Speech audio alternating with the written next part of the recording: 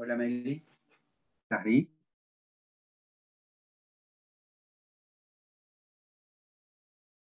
Acá estoy.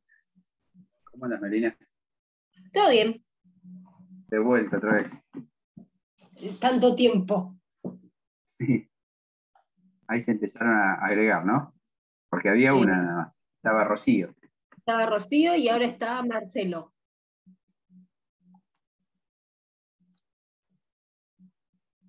Rocío está. Marcelo está queriendo entrar. No, Marcelo ya está. Muy linda la Lo que foto no de tiene WhatsApp, es ¿eh? sonido, me parece. ¿Cómo? O tiene cámara. A ver. Tiene cámara. Tiene cámara, Marcelo. Pensé que no tenías cámara, Marcelo. ¿Qué tal? Buenas noches. ¿Cómo? Sí, lo que pasa es que a veces con la cámara, que es el celular, se me loguea, se me empieza a andar muy lento, entonces ahí es donde la tengo que apagar. Pero mientras se vea fluido, la dejo. Bien, bien. Esperamos unos segunditos más a ver si se enganchan otros y empezamos. Dale, Marcelo. Ahí se Bárbaro. agregó Victoria. Adela Victoria. Ahí lo tenemos. Con otro más ya empezamos. ¿Sí? Ya no los esperamos más.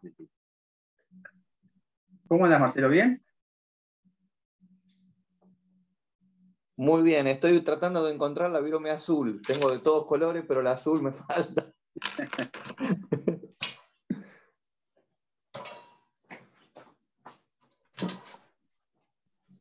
Meli, ¿cómo andan esos 31? Vi que hay una foto nueva en el WhatsApp.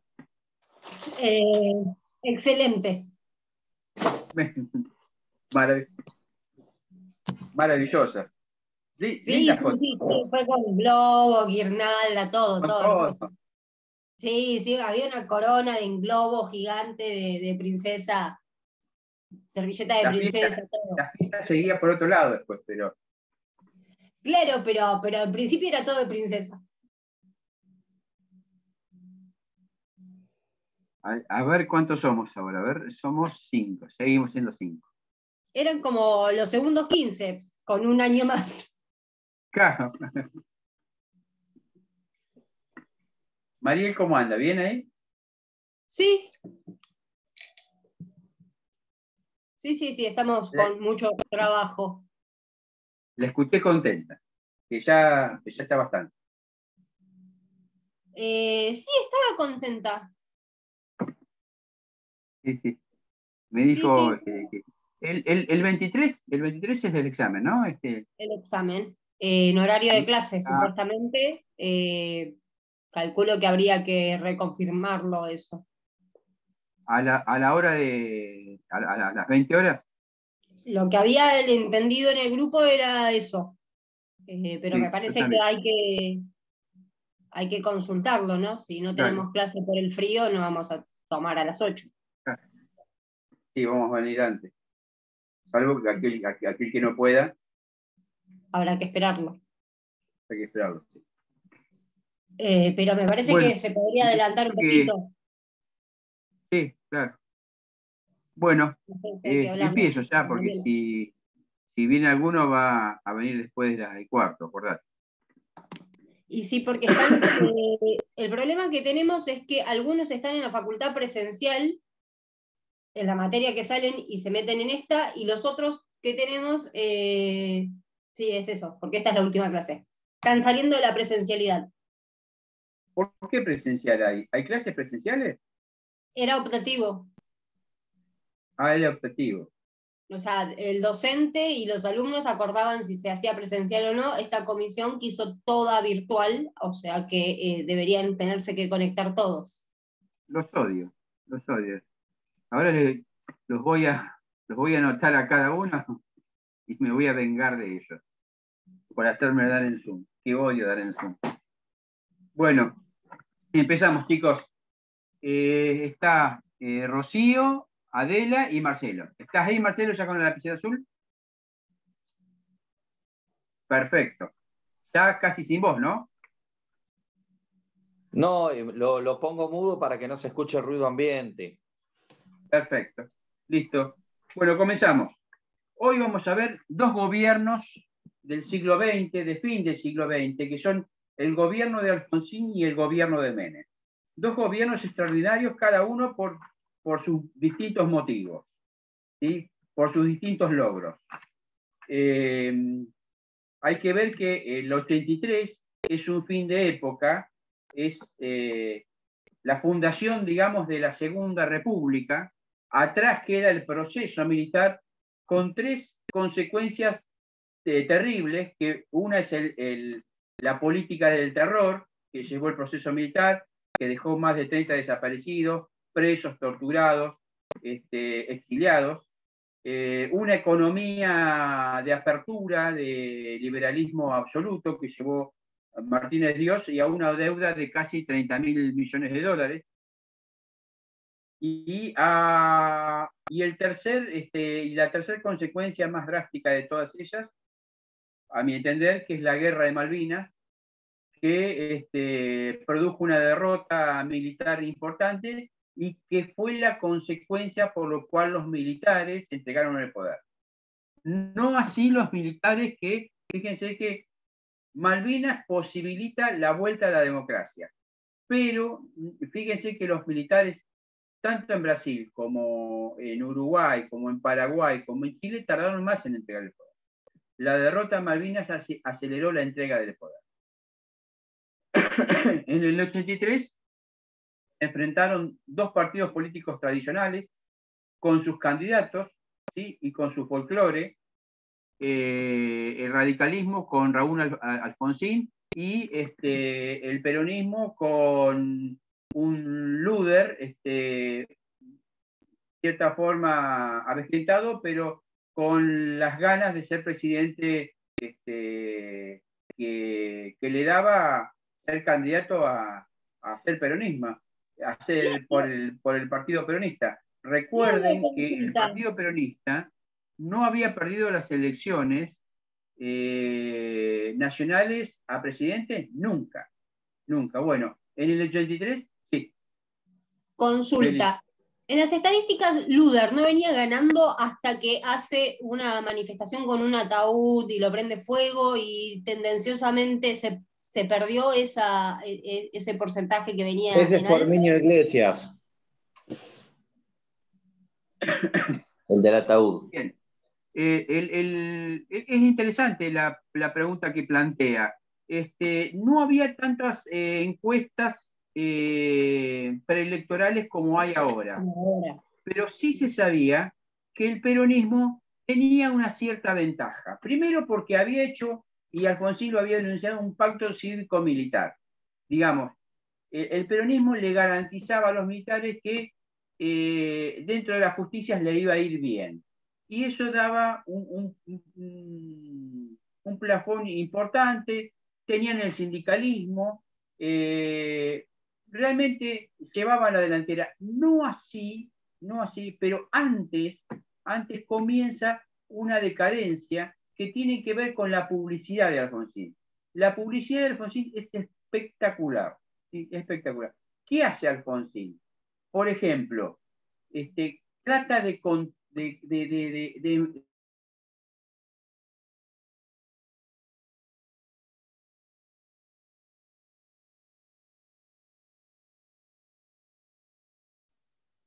¿Se congeló el profesor o soy yo?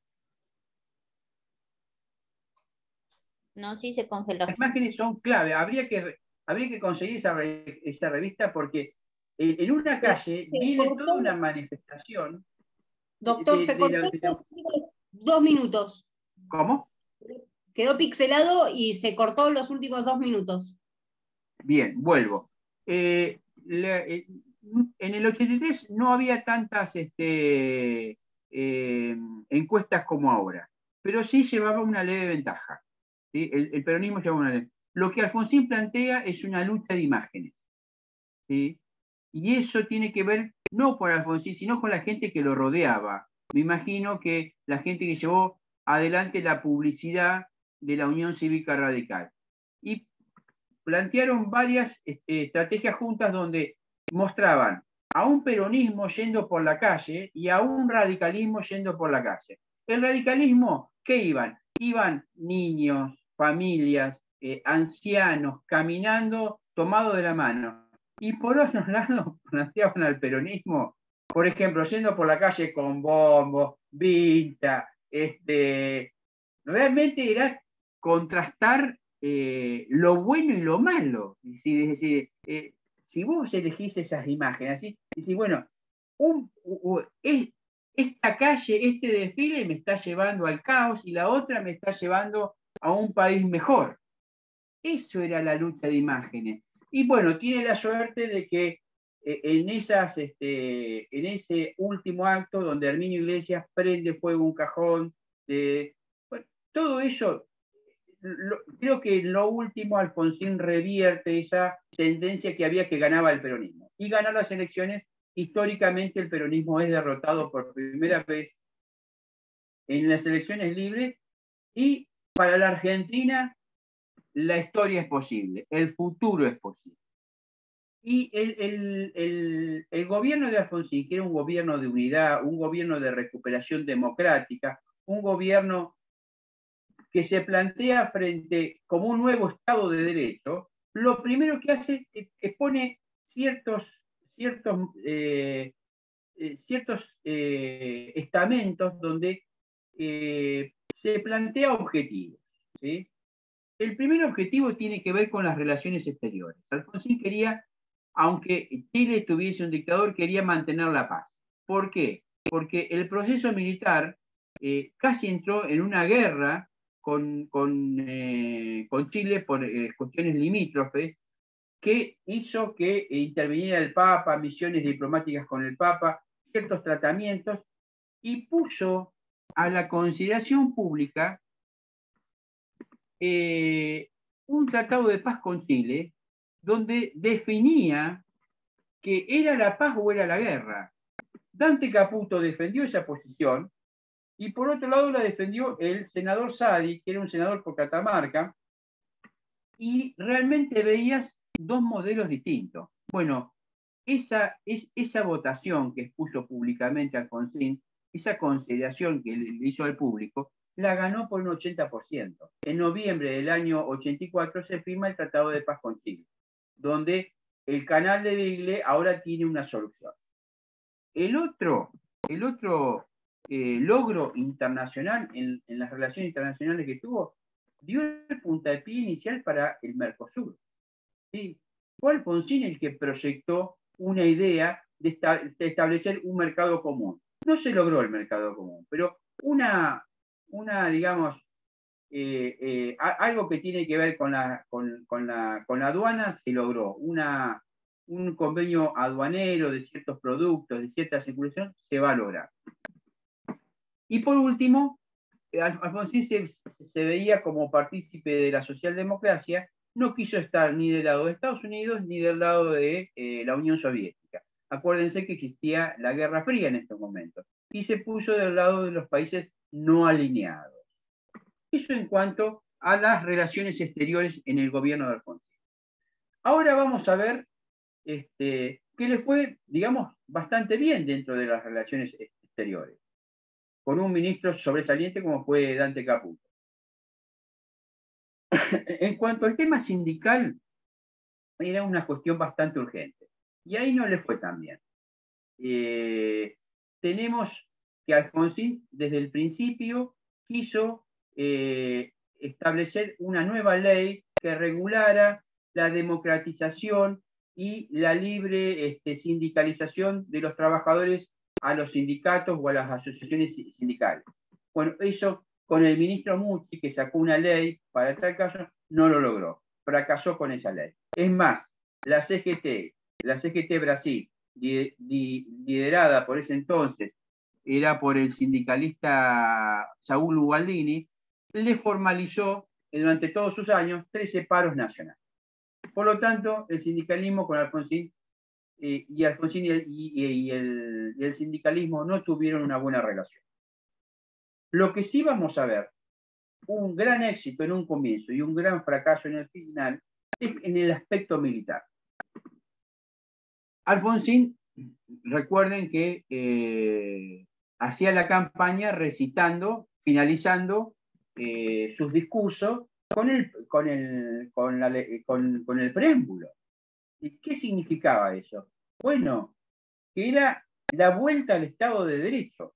Y la vuelta al Estado de Derecho, los militares, antes de entregar el mando, se habían autoamnistiado y tenían un código militar donde se sancionaban. Por lo tanto, Alfonsín tuvo que decretar la nulidad de esa autoamnistía, tuvo que modificar el código militar e inició los juicios a las juntas.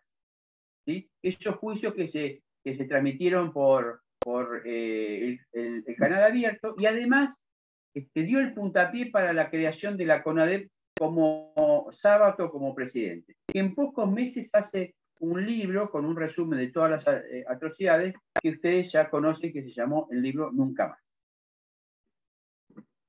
A fines del año 84, el juicio de la Junta tiene su sentencia, que condena a todos a casi a cadena perpetua, salvo a muy pocos, debe ser a los últimos jefes militares, que no recuerdo, pero todos recibieron una sanción de prisión. Así que ya tenía. Eso dio lugar a nuevos planteos, ¿sí? Ya juzgado las juntas militares, la sociedad buscó enjuiciar al resto de los militares. Y esto llevó a los militares a una disconformidad con el gobierno de Alfonsín, y más específicamente por la economía que Alfonsín le planteaba a las Fuerzas Armadas. Una reducción del presupuesto militar a lo más bajo posible, que nunca en la historia habían sufrido. Es decir, tenían los sueldos bajos, tenían juicios próximamente en un breve tiempo a realizarse contra ellos. Por lo tanto, en el año 87 y 88 se hacen 3 planteos militares, 3 sublevaciones llamadas las sublevaciones de los cara pintada. Entre ellos, con Aldo Rico, la más famosa de la Semana Santa, y la última fue la de Seineldi. Estos 3 planteos llevan a que Alfonsín cambie, modifique su mirada y su comportamiento contra las juntas militares y sobre los militares, y establezca una ley de punto final y ley de obediencia debida. ¿Qué significaba? Es decir, con los juicios a las juntas, con los juicios a los comandantes, se terminan los juicios a los militares, y la ley de obediencia debida significaba que estos militares que actuaron bajo los mandos, bajo la subordinación de esta junta, obedecían orden y por lo tanto están dentro, no son juzgables, no son punibles. Sus acciones no son punibles porque estaban bajo una obediencia debida, y que si no la cumplían, estaban traicionando a la patria. Bien, eso le produce el primer quiebre social de los partidos políticos que lo apoyaban y del propio radicalismo contra Alfonsín. Pero lo peor está por venir. ¿Y qué es lo peor? Bueno, lo peor de Alfonsín es la economía. En la economía tiene un gran problema, primero porque lleva al gobierno a un viejo radical, al Ministerio de Economía, que era Bernardo Grispun. Grispun no dio ningún tipo de solución. Es más, todos los indicadores se dispararon, especialmente se disparó la inflación. Y cuando la inflación llega a 3 dígitos, los economistas le llaman a esto la muerte del dinero. Y eso lo tenemos que ver en nuestro presente. Es decir, tratar de que nuestra economía no llegue a los 3 dígitos. Cuando la economía llega a los 3 dígitos de inflación, puede venir lo peor. Bueno, y ya Alfonsín se estaba viendo que Grispun no tenía una solución, y llama a un nuevo equipo liderado por Juan Zurruil. Juan Zurruil llega en el peor momento y plantea un shock, un plan que lo vamos a conocer con el nombre de Plan Austral. Ese Plan Austral tenía el objetivo de cesar todos los parámetros inflacionarios, tratar de controlar o estabilizar la economía. Por lo tanto, a ese plan de estabilización hay un cambio de signo monetario. El peso argentino comienza a llamarse austral y se le sacan, es decir, hay una devaluación, ¿sí? Hay un congelamiento de precios y hay un congelamiento de salarios. Todo eso, todo ese programa, ¿sí? Surte efecto en forma inmediata. Un milagro, ese milagro se produce y la economía comienza a funcionar en forma estable. Zurruil tenía un segundo plan para decir, este plan se complementaba con la idea de reformar el Estado, reducir el déficit fiscal y disminuir la emisión monetaria. Vamos a ver que Alfonsín no va a dar no va a obedecer mucho a Zurruil y va a seguir otro camino y bueno, el gobierno de Alfonsín va a sufrir un cruel destino. Pero estamos en el 85, en el nacimiento del plan austral, y ese plan austral lo que trae aparejado es el éxito en las elecciones. Alfonsín, con este plan, que lo saca del tedio, porque realmente estaba hackeado, logra obtener un triunfo en las elecciones intermedias. En las elecciones donde se elegían diputados, logra obtener un gran triunfo y una gran impulso a su gobierno. Tal es así que Alfonsín cree que ha llegado su hora de convertirse en un nuevo líder de masas. Es más, se plantea esto como un tercer movimiento histórico. Fíjense en qué forma este éxito, este plan austral, había tenido una cierta recepción positiva por parte de la sociedad, que el radicalismo se veía en el poder por muchos años. Tal es así que plantea una serie de reformas institucionales. Dice, bueno, primero lo que vamos a hacer, vamos a cambiar la capital del lugar. Vamos a llevarla al sur, a Viedma. Los terrenos de Viedma subieron de una forma extraordinaria. Allá está Viedma, olvidado. Ahora, también lo que vamos a hacer, vamos a crear una nueva provincia. Vamos a tomar la ciudad de Buenos Aires y ¿vieron lo que hizo Fernández? Que unió la provincia cuando estaba la pandemia, que unía la ciudad de Buenos Aires con el conurbano. Eso quería hacer Alfonsín, crear una nueva provincia, con el conurbano y la ciudad de Buenos Aires. Y el resto de la Pampa, otra provincia nueva. Bueno, nada de eso se hizo. Después quiso hacer una reforma de la Constitución, tampoco se hizo. Y una reforma estatal. ¿Qué significaba? Las privatizaciones que tanto quería hacer Zurruil. Bueno, ese plan de reforma, ese plan institucional que con todo ímpetu Alfonsín comenzó, nunca lo terminó. ¿Por qué? Porque en el 87, en el 85, 86 y 87 aparecen ya los signos negativos de la economía. Y el peronismo, que estaba casi sepultado, aparece renovándose. Y así se llama la línea interna. Hay una línea interna que aparece con Cafiero, ¿sí? Y unos nuevos peronistas y la izquierda que se hacen llamar la renovación, que ganan las elecciones de la provincia de Buenos Aires y se convierten en el gobernador. ¿Sí? Así que lo primero, la crisis económica que comienza luego del plan austral, se lleva por delante la provincia de Buenos Aires a mano de los peronistas.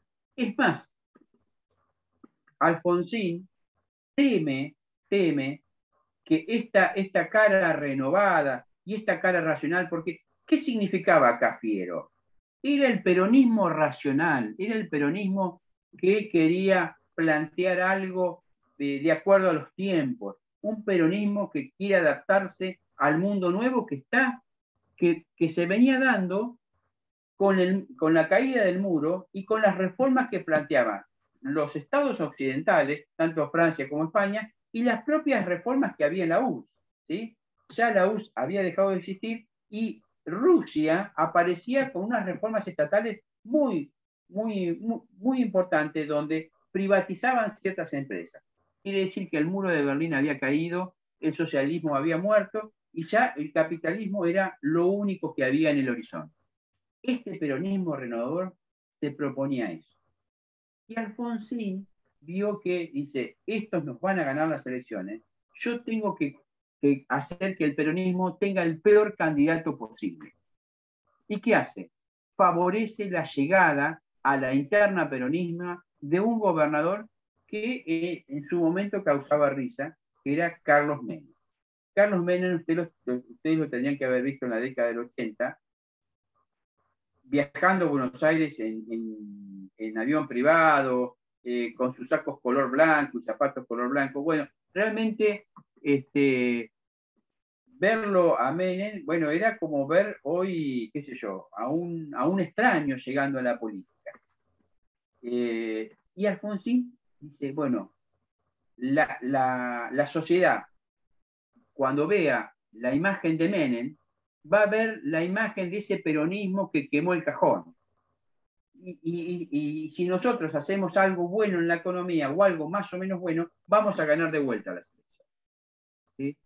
Bueno, esa interna donde se metió Alfonsín, bueno, hizo lo peor que pudo haber hecho. Construirse un enemigo, y un enemigo que lo va a vencer. ¿Y por qué lo va a vencer? Porque la economía empieza a mostrar lo peor de la historia de Alfonsín. Se viene lo que se llama la hiperinflación. En el año 88-89, ya el porcentaje de inflación pasaba el 1000%. Llegó casi al 1000% en un año. ¿Saben lo que es que una cosa aumentara el 1000%? Nos quejamos porque aumentan el 60, el 80. ¿Saben lo que es el 1000? Eso era la hiperinflación. El peronismo va a elecciones y Alfonsín hace que Menem gane las elecciones en esa interna. Cafiero es derrotado. Y en las elecciones generales, con el peor candidato peronista, el radicalismo propone una corrección con un candidato que su lema era el lápiz rojo, ¿sí? Era un cordobés que se presentaba, vengo a corregir lo que Alfonsín hizo mal. Y propone también Alfonsín una modificación del plan austral con el plan primavera. Bueno, todo eso no llega a tiempo y llega tarde, y Alfonsín pierde las elecciones en mayo del año 89. Y el presidente que es elegido en mayo de 1989 para asumir en diciembre. Quiere decir que Alfonsín tenía 6 meses. Hoy se elige un presidente y al mes y medio está asumiendo.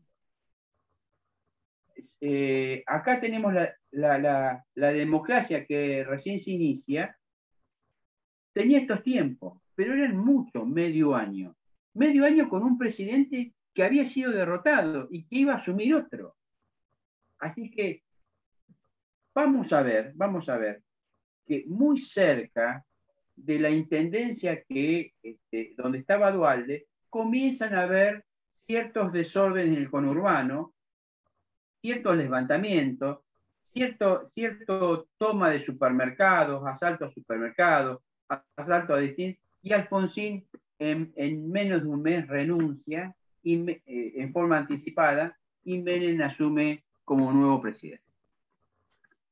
¿Qué es lo que vemos acá? ¿Qué es lo que vemos? La sociedad, una sociedad que tenía la sociedad donde la clase media había triunfado, había sido derrotado dentro de la economía. ¿Sí? Y con pocos logros.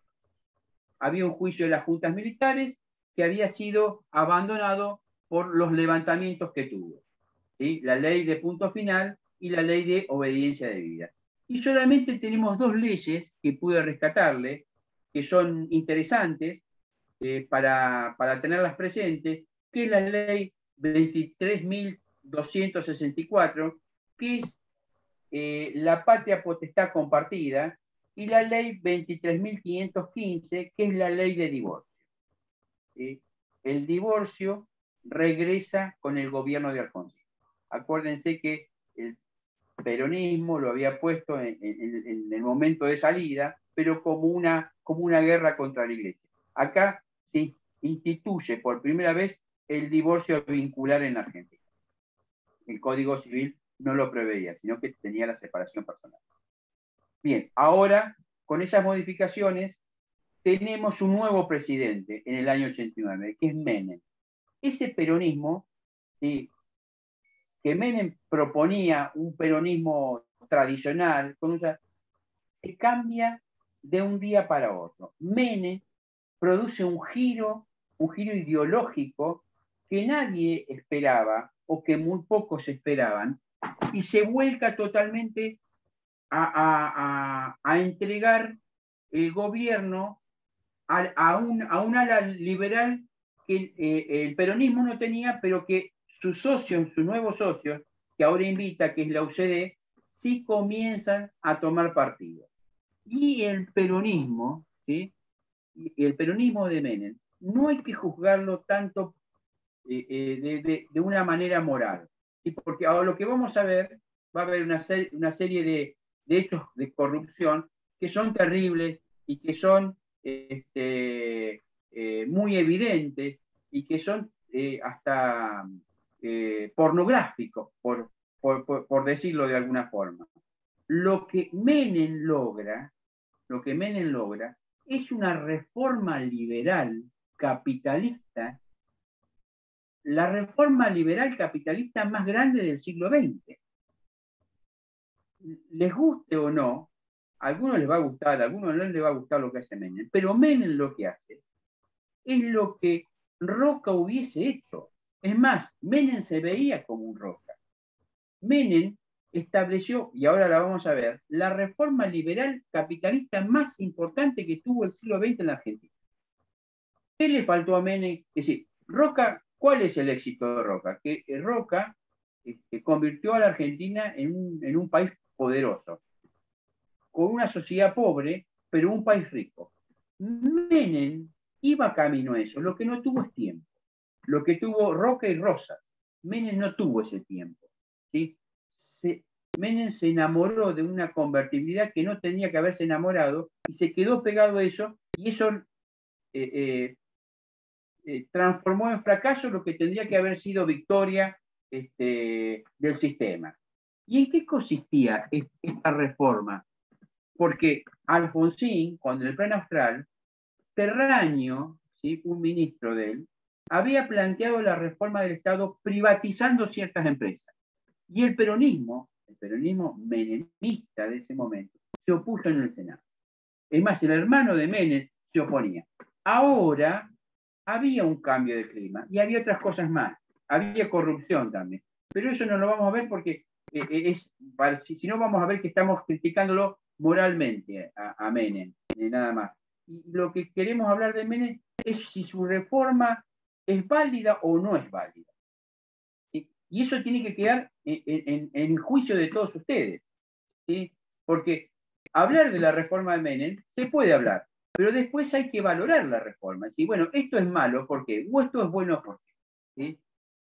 Uno no quiere que piensen como uno, pero sí que piensen si esto es bueno o es malo, de lo que Menem planteó.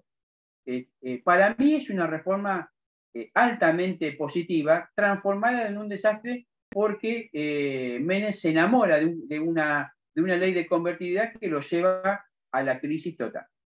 Pero la reforma que plantea, él tiene varios ministros de Economía antes de Bungibor, que duran muy poco tiempo, después trae a Herman González, y por último en el 91 trae a Domingo Cavallo.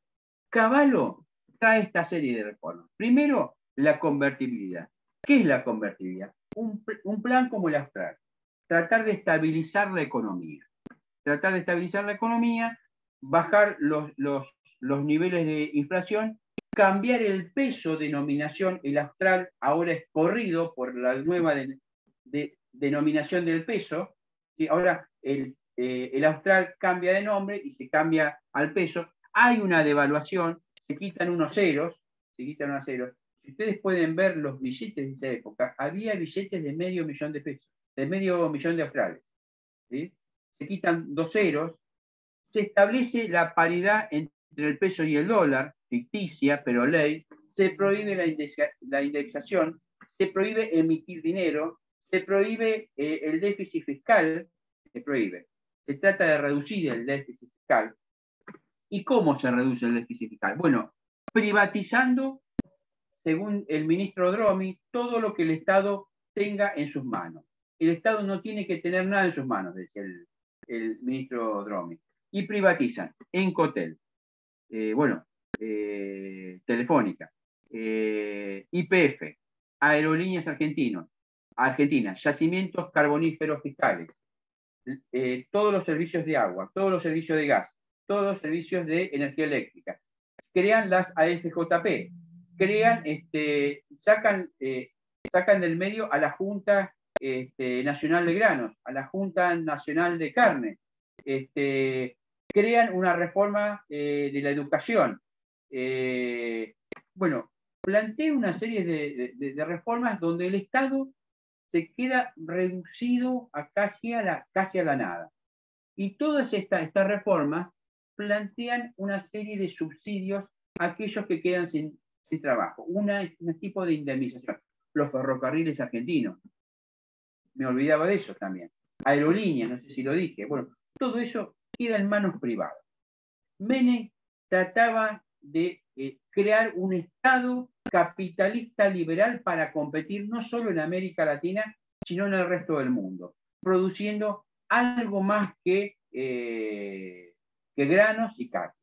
Bueno, esa reforma se va a ver aniquilada porque la convertibilidad, que era un sistema para un momento, y después salir de la convertibilidad en forma instantánea, una vez estabilizado el peso, una vez estabilizados los precios, los salarios, no. Menem se enamoró, Cavallo se enamoró, y ese sistema siguió por muchos años. Ese sistema le permitió a Menem subir en las encuestas, subir muchísimo en las encuestas. Y eso lo que le va a permitir el planteo de reformar la Constitución, porque Menem veía que se le terminaba el mandato, que su popularidad era muy alta, pero la Constitución no le permitía la realización. Y ahora vamos a ver el Pacto de Olivos. Pero antes del Pacto de Olivos, vamos a ver cómo Menem tiene algunas discontinuidades con el gobierno de Alfonsín. Alfonsín estaba en los no alineados. Menem abandona esa posición y se pone al lado de Estados Unidos, planteando con su ministro Guido Di Tella las famosas relaciones carnales con los Estados Unidos. Y tal es así que Menem manda tropas no para combatir a la guerra del Golfo. Es más, y es invitado por los Estados Unidos muchísimas veces, al igual que llega a este territorio Bill Clinton. Bill Clinton es recibido por Menem en la Argentina. Digamos que Menem abandona la neutralidad y se pone del lado de los Estados Unidos en cuanto a las relaciones exteriores. Y crea formalmente, ¿sí?, el Mercosur, junto con Color de Melo, con el presidente Lacalle de Uruguay y con Rodríguez de Paraguay. En cuanto a lo militar, también hay una discontinuidad con el gobierno de Alfonsín. Alfonsín nunca quiso reprimir los levantamientos militares. Cuando en el año 91, el Zain se levanta contra el gobierno de Menem, porque este estaba alineado con los Estados Unidos, inmediatamente manda al ejército y mueren 40 soldados, 40 tenientes, soldados, generales o coroneles, mueren 40 personas. Hubo una represión con armas, una represión mortal. Aparte, Menem inmediatamente decreta la amnistía a todos los militares que hubiesen actuado en el proceso militar. No solo a los militares, sino a los militantes de izquierda. Por lo tanto, esta amnistía, junto con esta represión, hizo que el ejército se subordinara plenamente al presidente Menem y nunca más le hicieran un levantamiento. Solo hubo un hecho sobresaliente, que fue la muerte del soldado Carrasco, que eso hizo que Menem, a fin del año 94, decretara el fin del servicio militar obligatorio. No sé si ahí habrá alguno que hizo el servicio, pero si se salvó, fue por el presidente Menem que decretó el fin de este servicio militar obligatorio para los varones. Lo último que me queda por decir que este plan de reforma de convertibilidad y de privatizaciones, el sindicalismo cayó. Nunca hizo ninguna. 13 paros nacionales le hicieron a Menem. Ahora Menem les plantea la reforma liberal capitalista más profunda del siglo XX y no tenemos ni un paro, ni un chiflido tenemos contra Menem. Por lo tanto, no solo hay alguna, no solo es un acompañamiento ideológico, sino que cuando uno habla de corrupción también tiene que colocar al sindicalismo en este sistema. Llegamos al año 93, donde Menem deseaba profundamente hacer un planteo de reforma de la Constitución o hacer una interpretación forzada de la Constitución, y Alfonsín comienza a reunirse en secreto en la casa de Dante Caputo, que quedaba cerca de Olivos. Y ahí es por eso que en el año 93 se llama el Pacto de Olivos, a un acuerdo entre el radicalismo, liderado por Alfonsín, y el peronismo, liderado por Menem, de reforma constitucional, que en el año 94 sale una ley que establece la necesidad de esa reforma, ¿sí? La reforma nace por una ley producto de ese acuerdo. ¿Y qué dice? Bueno, que va a haber cláusulas pétreas, que va a haber cláusulas que no se van a reformar. Va a haber una unidad de ideas donde se van a plantear la reforma, y va a haber temas que se van a debatir, que no se sabe si se van a reformar o no se van a reformar. Bueno, la convención se hace en Santa Fe y en Paraná, y en el año 94 tenemos una nueva constitución, que es la constitución reformada que nos rige hasta ahora. ¿Qué hay que saber de esa constitución? Algo importante que saber, sino que hay que saber cuáles son las cuestiones sobresalientes que se reformaron. Vemos que las cláusulas pétreas, que es en la primera parte, no hay una reforma, ¿sí? Las declaraciones de derechos y garantías no se reforman. Sí hay un agregado, que son los nuevos derechos. ¿Qué son los nuevos derechos? Bueno, por ejemplo, el artículo 36, una norma constitucional que cuida el sistema democrático, penalizando a aquellos que se insubordinen contra él, aquellos que se levanten, y declarando nulo todos sus actos. Ese artículo tiene, igual que el 37, que habla de los partidos políticos. El derecho al sufragio. El 38 nos habla de los partidos políticos, que estaba ya con una norma, con una legislación. Pero ahora, de forma constitucional, se establece el funcionamiento y el financiamiento de estos partidos, que es muy importante. El 39 y el 40 nos hablan de iniciativa popular y de consulta popular. El artículo 41 de la defensa de los derechos del medio ambiente, que ya había una jurisprudencia acerca de eso. Y el 42 del derecho del consumidor, y el 43 lo que había con las acciones sumarias, que son el habeas corpus, el habeas data y la acción de amparo. Eso en cuanto a los nuevos derechos. Enumerarlos. Por ahí explicar algunos que ustedes quieran o que ustedes más sepan, explicar qué son estos nuevos derechos. Lo que sí que es importante, profesor, es la segunda parte. Los de la... ¿Sí? Por favor, ¿podría repetir el 42 y el 43 que no llegué a anotar? El 42 son los derechos del consumidor, ¿sí? Y el 43 son las acciones sumarísimas que teníamos por legislación, que ahora tiene norma constitucional, que es el habeas corpus, el habeas data y la acción de amparo. En cuanto a los poderes, el poder legislativo se modifica. ¿Y qué es lo que se modifica del poder legislativo? Bueno, la duración de los cargos. Los diputados pasan de 6 a 4 años y los senadores de 9 a 6 años. Pero los senadores incluyen, y acá está Alfonsín pidiendo esto, incluyen uno más, porque recuerden que las provincias son peronistas. Y cuando ganaban, se llevaban los 2 senadores. Alfonsín dice, bueno, quiero uno. ¿Sí? Que el que gana se lleve los 2, pero el que pierde se lleva un senador. ¿Y quién pierde en las provincias? El Partido Radical. Ahí el Partido Radical iba a tener un senador por cada provincia que perdía. ¿Se entiende lo que estoy diciendo? Sí, bien.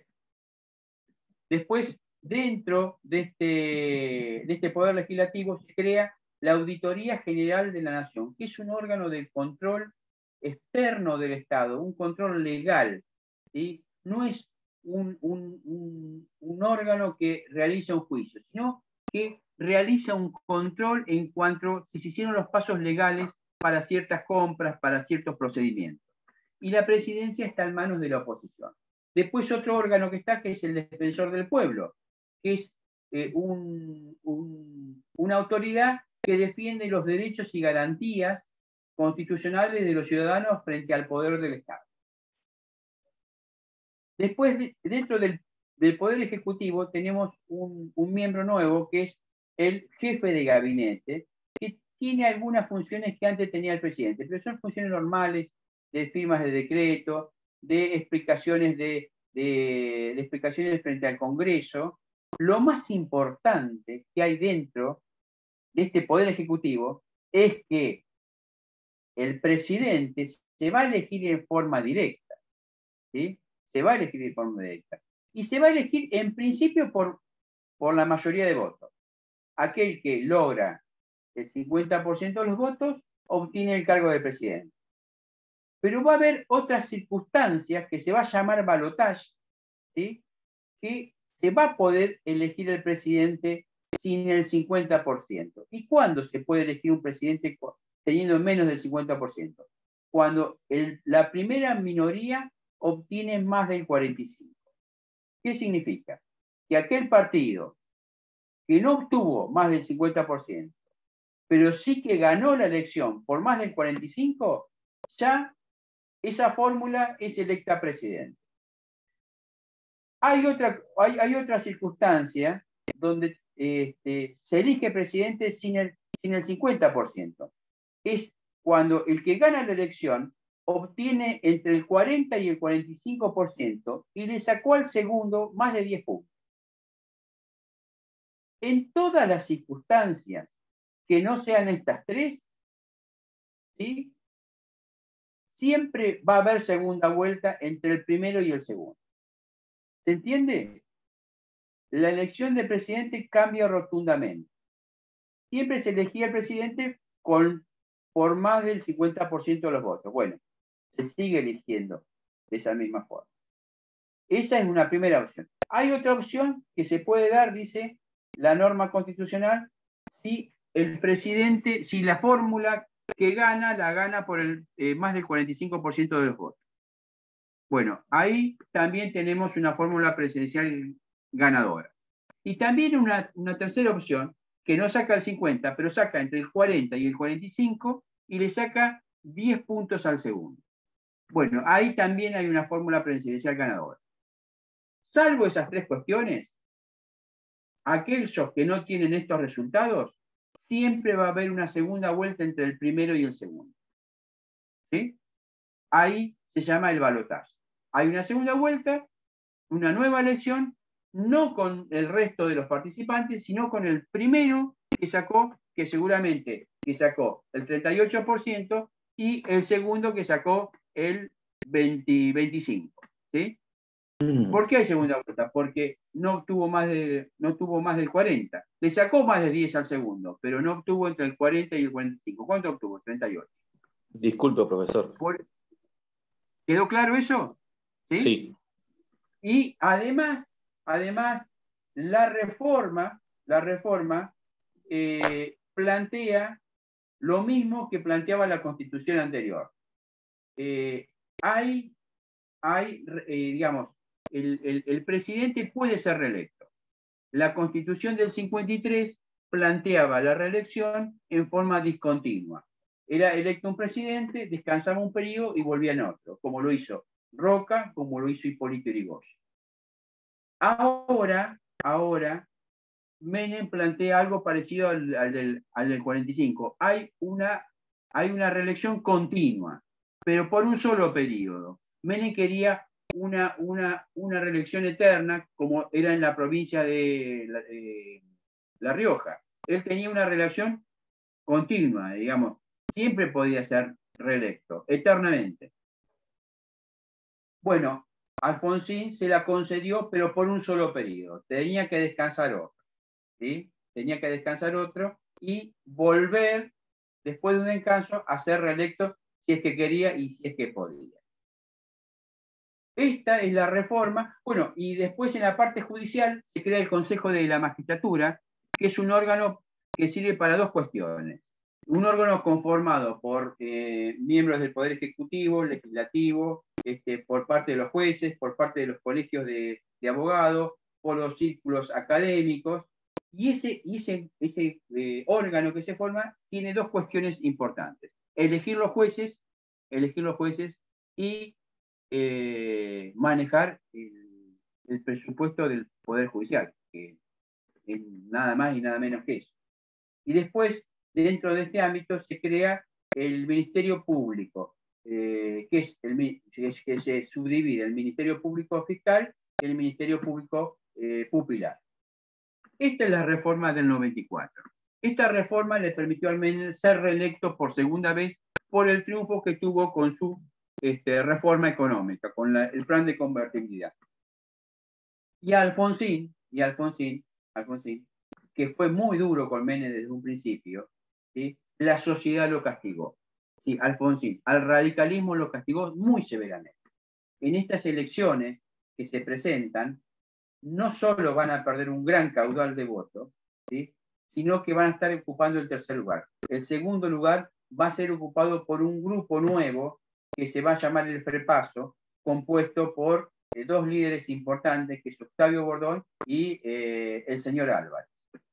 Estos dos hombres van a llevar a hacer una alianza en un futuro con el tercero, con el radicalismo, que estaba ya de capa caída. ¿Sí? La reforma constitucional es una reforma importante, ¿sí? Que significó la reelección, ¿sí? La reelección de Menem, el triunfo de la convertibilidad, pero significó también la muerte simbólica del radicalismo como partido nacional. Es el primer paso por lo cual el radicalismo deja de ser una opción nacional. ¿Sí? El segundo paso lo va a dar De la Rúa, que lo termina por finiquitar. ¿Sí? Y ahí se terminan los partidos nacionales. Ya no va a haber el PJ como existía antes, ni la Unión Cívica Radical como existía en esa época. Bueno, acá termina mi clase. ¿Habrá alguna pregunta que quieran hacer, chicos? Germán, entraste tarde, te vi ahí. Melina ya te puso la media falta, porque vi que Melina anotaba algo cuando entraste. ¿Cómo le va, profe? No, perdón, me pasa que abrí la computadora y se me estaba reiniciando y en eso me tardó y hasta que entré tarde. Melina ya tiene ahí. Bueno, ya está, quedaste en manos de ella. Bárbara también llegó ahí, pero están todos. Bueno, ¿cómo se preparan para el examen? ¿Bien? Esta es nuestra última clase. Lamentablemente. Yo, profe, yo llegué bien. Karen está preguntando. Yo llegué bien, llegué a tiempo. Karen, ¿estás que...? Sí, estoy en el colectivo. ¿Estás en el colectivo? No, puede ser. Pero me conecté a tiempo, ya me conecté a las 8:05, me conecté bien. No me agarré que gente. Karen, sos la mejor, es única. Sí, no, está bien. Yo digo, Pero está yo en la llegué bien. casa con el barbijo. ¿Qué digo? Yo Debe ser pensé que era un musulmana. barbijo. Sí. Yo Pensé digo, que había debe ser... visto que estaba en la parada del colectivo. Encima yo me tentaba Pero porque la gente se asomaba y ahora miraba la está dentro pantalla. del colectivo, ¿no? ¿Qué, Sí, profe? sí. Pero llegué a tiempo, yo me conecté bien. Sí, Sí, sí, sí, se ve totalmente, bien el totalmente. presente. Yo pensé que estabas en tu Bueno. casa y digo, hasta en la casa está con el barbijo. Sí, Nada, estaba en la se parada. está cuidando bien. Bueno, no, Karen, llegaste bárbaro, ¿eh? Lo que sí, vas a tener que estudiar esta vez. Sí. Vamos, vamos. El 23 te quiero ver ahí. ¿Tenés alguna duda de todo esto? No, por ahora no. Yo tampoco.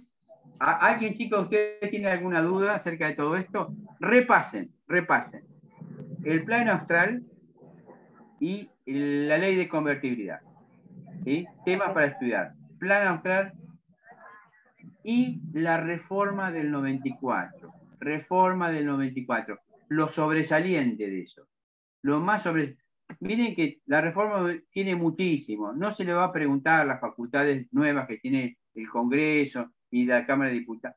No, le van a decir, bueno, dígame lo más elemental de los nuevos derechos. Dígame, dentro del Poder Ejecutivo, ¿qué modificaciones hubo? Bueno, ahí tiene que la forma de elegir el presidente, la reelección, que era la que quería Menem.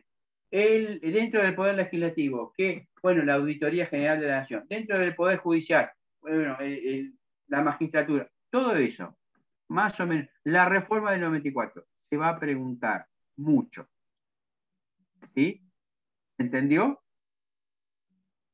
¿Seguro? Bueno, Marcelo, ¿vos cómo andás? ¿Bien? ¿Sí? Muy bien, muy linda clase. Me comí unos pochoclos muy ricos mientras escuchaba porque estuvo entretenidísima. Todo eso yo lo viví. Entonces era Yo te vi como... que pasaste con un salamín para aquel lado, pero... No, pochoclito. Se me quemaron algunas, fui corriendo porque se me estaban quemando. Con eso salí. ¿Y vos, Adela? ¿Qué tal? ¿Bien? Yo bien, profe. Yo voy a rendir libre igual, pero bien. Bien. Pero, ¿vas a rendir libre cuándo? En agosto me dijo Melina que voy a poder rendir recién. Bien, Porque está bien. anotado en Venite, comisión. dale. ¿Está qué? Está anotado en comisión. Cuando estás anotado en Bien. comisión, hasta que no se cierre la nota y se pase, no te habilita la mesa libre.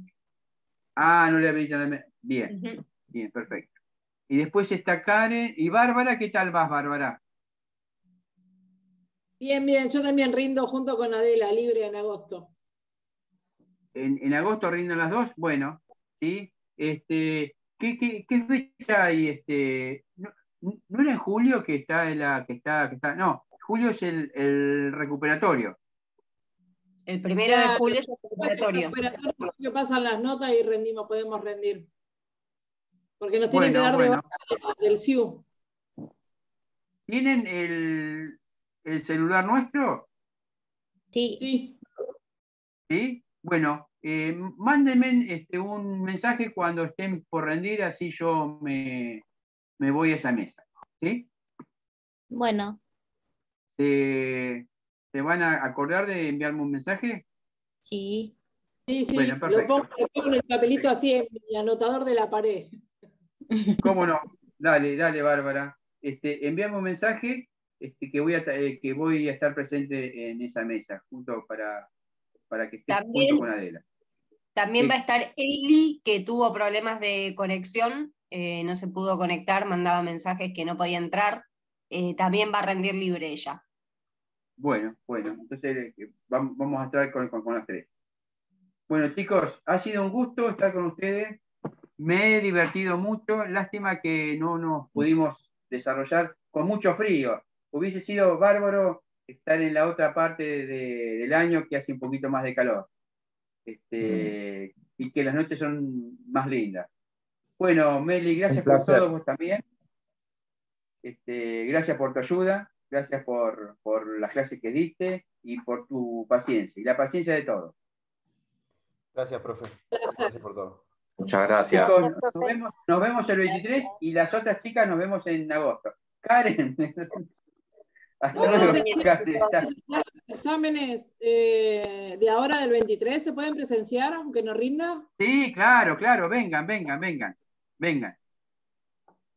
Nos Listo, vemos entonces, el 23, chicas. Profe, una Pidan pregunta. presenciarlo. Ahí apareció Facundo. Facundo. No, hace rato estoy. Sí, Ah, sí, se- te ah, vimos entrar. Perdón, no te tenía ahí. Bueno, Facundo. Le hago una consulta. ¿Cómo? Le hago una consulta. Porque Sí. el 23 también tenemos examen con teoría general, que es un juicio ficticio que vamos a hacer. Y no sé si Mendiguren habló con ustedes o algo de cómo iban a ser los horarios. No nos habló nada. Nosotros el 23 pensamos tomarlo, me imagino que a la tarde. ¿Vos a qué hora tenés eso? El juicio arranca de 3 de la tarde a 8 de la noche. Son 3 días. ¿Qué traen al Chapo? No sé. La verdad. Tanto. Sí, son 3 días de 3 de la tarde a 8 de la noche. El año pasado tomaron oral, tomó un coloquio final y lo hizo muy live. Bueno, ¿y qué querés hacer, Facundo? No, yo lo que voy a hacer, no sé en qué horario van a estar ustedes tomando prueba. Yo le pido un rato y voy a rendir de una escapada con ustedes. Después, en los próximos días, vamos a pasar el horario y si querés, o rendís primero o rendís último, ¿sí? Sí, como gusten ustedes, yo no tengo problema. Yo pido, usted me dice el horario, yo voy, pido, salgo a rendir y después vuelvo a juicio. Dale. Bueno. Otra pregunta, ¿usted es abogado, no? Todavía no, pero en cualquier momento sí, soy abogado. Porque necesito hacer una consulta de algo que me pasó hoy, porque hoy fuimos a tribunales y vimos un par de cosas extrañas y yo quería sacar un par de dudas, porque fue un movimiento bastante raro. Yo todos los días las cosas extrañas, pero decime, a ver. ¿Cómo le voy a explicar? Hoy fuimos por un juicio de tenencia ilegal de arma de guerra. Eso, mira, eso te puede llegar a saber un poco más Melina, que es la parte penal, que yo no hago. Pero, a ver, decinos, fuiste a ver por un... La pregunta mía es, o sea, quiero explicarle lo que pasó para que usted me dé su opinión. Estamos presenciando, tomando notas porque no podemos hablar. El juez en un momento pide un receso de 20 minutos. En esos 20 minutos salimos con las compañeras a fumar un cigarrillo. No habremos tardado más de 10 minutos. Y le digo, vamos a volver rápido por las dudas. Así estamos ahí y no incomodamos a nadie. Cuando volvemos, nos dice, no, todavía no vino nadie. La veo a la defensa dando vueltas por ahí. Y pasan 5 minutos y sale el juez junto con el fiscal y la ayudante, o sea, su secretaria, que ya habían dado el dictamen. O sea, la defensa estaba dando vueltas, nadie sabía nada. Fue todo como medio en secreto. Fue rarísimo. Sí, la verdad no tengo ni idea. No sé qué decirte. No encuentro lo raro yo. ¿Abreviado es eso? No, puede ser un juicio común igual, pero no le encuentro algo llamativo a lo que está contando. No, a mí me llamó la atención que no esté presente la defensa o el fiscal. Fue todo bastante raro. El juez es la sale primera con el vez que... dictamen. ¿Cómo? El juez sale con el dictamen ya. Claro. Estaba para sentencia ya, ¿o no? Supuestamente la iba a hacer ahí y después creo que el 9 iba a darle los fundamentos de la sentencia. Sí, es normal, ¿está bien? Entonces está bien porque me llamó la atención eso que la defensa y cosas estén dando vueltas. En el momento quedás condenado absuelto y después fundamentos y cantidad de pena te la dan a los días. Después es como el juicio por jurados. En el momento salís absuelto o condenado y por el pueblo. Y luego se encarga el jurado, el juez técnico en ponerte la pena. Ahora yo te hago otra pregunta, que estás en lo penal. ¿Es normal que Estoy hace un montón, pero dime. la defensa y fiscal estén haciendo un arreglo ahí en el medio del juicio? ¿Sí? Sí, claro, eso sí. ¿Sí? Sí. Pensé, Sí. no, pensé que se manejaba con otros protocolos. No. ¿No? Más formal, decís, ¿no? Claro, Más me íntimo, refería a eso, vos decís. más formal. Bueno, Facundo, te abandonamos. Te dejamos con tus dudas. Creo que tuviste No, está bien. No lo molesto más, no lo molesto con más. la realidad, Facu. ¿Cómo? Creo que tuviste tu primer encuentro con la realidad de la profesión. Sí, tal cual. Bueno, chicos, un gran cariño a todos.